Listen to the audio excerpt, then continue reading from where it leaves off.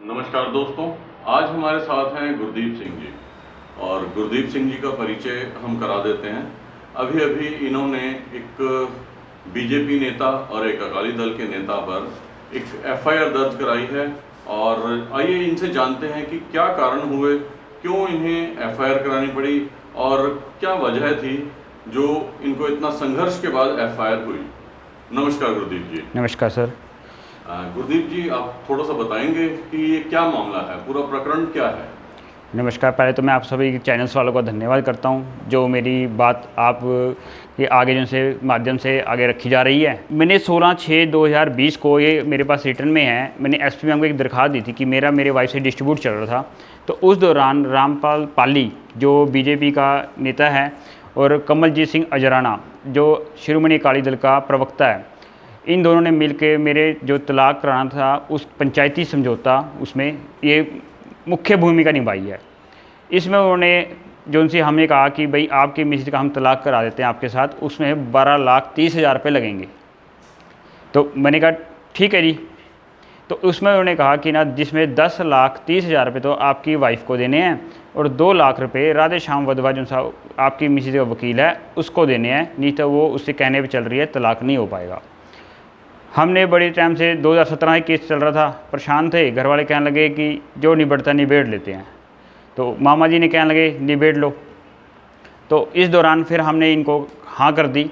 तो इन्होंने हमको इसको पैसे 11,30,000 एक दिन दिए। 2 दिन के बाद 1 लाख रुपए इन्हें दोबारा फिर दिए, जिसकी इन्हीं के ही हाथ का लिखा हुआ ये है, जिसमें 11,30,000 रुपये इन्होंने खुद अपने हाथ से लिखा है और रामपाल पाली के और कवलजीत अजराना के साइन भी हैं। रिसीविंग है ये रिसीविंग है ये। तो इस दौरान जब वे 2 दिन बाद दोबारा आए, उसमें 1 लाख रुपए फिर दोबारा ले गए हमारे घर से, उसका भी हमारे पास प्रूफ है।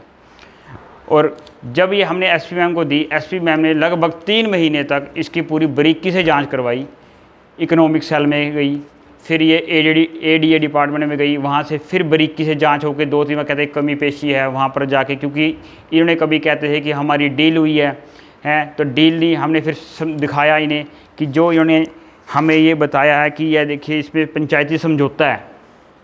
फिर इन्होंने कहा कि हमें तो मकान खाली कराने के पैसे लिए हैं 2 लाख रुपए। तो हमने कहा कि अगर 2 लाख मकान खाली कराने के अगर आप पैसे लिए हैं, सरकार ने कोई आपको टेंडर दे रखा है खाली कराने के लिए, या कुछ आपके पास हाई कोर्ट से कोई किसी कोर्ट से अथॉरिटी है, कोई प्रशासन के द्वारा आपको अथॉरिटी है। तो इस दौरान फिर हमने चौथा पैरा दिखाया एसपी मैम को, जिस पे लिखा हुआ है कि यह एक द्वितीय उपरोक्त मकान जिससे वह अपने पुत्र के साथ खाली करेगी और कब्जा प्रथम पक्ष को देगी, यानी कि हमको कब्जा ये देगी, जिसमें 10 लाख रुपए में से 3 लाख रुपये पहले मिलेंगे, 7 लाख केस होने के बाद मिलेंगे। 3 लाख भी तब देने थे जब ये मकान खाली करेगी। तो इसने मकान खाली करा के दिया, मीटर का कनेक्शन कटवा के देना था, सब कुछ इसने करा के देना था। तो इसमें तो 2 लाख का इनका रोल नहीं है जी। उनको 10 लाख रुपए दिए। हाँ जी, 10,30,000 उनको दिए और आपसे 12,30,000 रुपये लिए। हाँ, 2 लाख का इन्होंने 2 लाख रुपए इन्होंने इस बीच में आपसे एक ठगी की है। हाँ जी।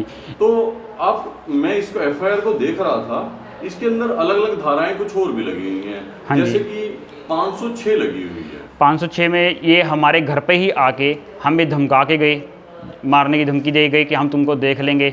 जिसमें सामने पड़ोसी हैं हमारे, वो और गुरुद्वारा साहब हैं सामने, वहाँ पर उन कैमरे लगे पड़े हैं सब कुछ। ये अपने आप गली पड़ोस वाले खुद उन्होंने कहा है कि भाई ये यहाँ पर कर गए। जब पुलिस वाले ने तफ्तीश करी तो वहाँ पर ये उन्होंने कहा है सबने। तो आपको इस मामले का पता कैसे लगा? जब हमने अपने वकील साहब के पास जब हम गए, डिवोर्स का केस कोर्ट से भी रजिस्टर्ड कराया हमने इस समझौते को, 6 महीने बाद डेट मिली। तो वकील साहब ने जब कोर्ट में एग्री किया तो उन्होंने हमसे फ़ीस मांगी। तो फ़ीस हमने कहा सर आपके पास तो फ़ीस गई हुई है हमारी तरफ से 2 लाख रुपए, क्योंकि जब इन्होंने नाम ही लिया था कि 2 लाख रुपए हमें वकील साहब को देने हैं। तो जब हमने इस बारे में जब उनसे बात करी तो वो चक्के रह गए अचानक में कि ये हुआ क्या, मेरे नाम के 2 लाख रुपए कैसे ले लिए, कि मेरी भी कोई इज्जत है, शहर का माने हुए एमसी भी हैं, वकील भी हैं बहुत बड़े। तो जब उनको बताया तो उन्होंने उनको कहा कि भाई तुमने पैसे लिए हैं। जब इनसे भी बात करी तो ये भी पहले तो ये कहते हैं उनको हमने पैसे दे दिए वकील साहब को। तो जब वकील साहब ने थाने में इकोनॉमिक सेल में जाके खुद अपने हाथ से रिटर्न में दिया है कि ना तो मैंने कोई पैसे मांगे हैं, ना मैंने कुछ इनको डिमांड रखी है।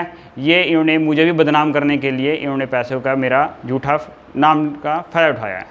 तो आप तो वकील साहब पर गए, उनके पास गए और उनसे बात हुई, तो आपको इस सारे मामले का पता लगा कि ये 2 लाख रुपए जो वकील साहब की फीस के नाम के लिए हुए थे, असल में ये इन्होंने अपने पास रख लिए और आपसे इस तरह की धोखाधड़ी हुई है।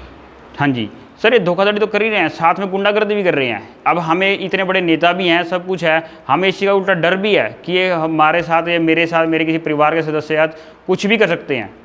नहीं, इसके बारे में आपको क्या कैसे लगता है? सर, एक बंदा हमारे घर में आके मुझे हमको ही धमका रहा है। इतनी एक हर बंदा अपने घर में राजा होता है, बाहर का बंदा आके हमें हमारे ही घर में धमका रहा है, तो इसके और तुम्हें देख लूँगा, तुम्हें ये कर दूँगा, तुम्हें वो कर दूँगा, बहुत कुछ बोल के गया। गली पड़ोस वाले सारे इकट्ठे हो गए वहाँ पर। तो इस चीज़ से भी डर लगता है कि ये मेरे साथ और हमारे परिवार कभी भी कुछ करवा भी सकते हैं, क्योंकि इनका हाथ ये कहते हैं हमारा ऊपर तक है। तो इस मामले में आपकी प्रशासन से क्या अपील रहेगी जी? प्रशासन से पहली बात तो उन्होंने जो सी निष्पक्ष कार्रवाई करी है, टाइम जरूर लगा है हमारी कार्रवाई के ऊपर।